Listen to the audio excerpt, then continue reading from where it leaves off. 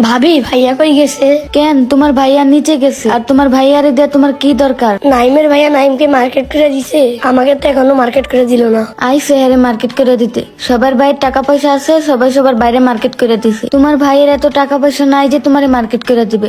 যাও এখান থেকে। কিরে কই যাস? না ভাইয়া, একটু নিচে খেলতে যাইতেছি। তোর মন খারাপ কে? কিছু হইছে?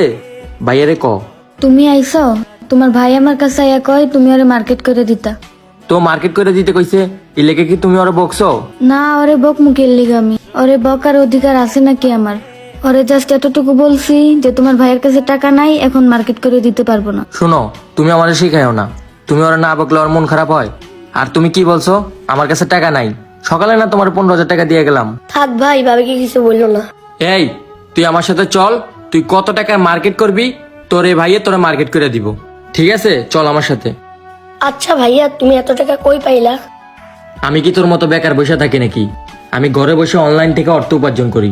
কিভাবে আমাকে একটু বলো।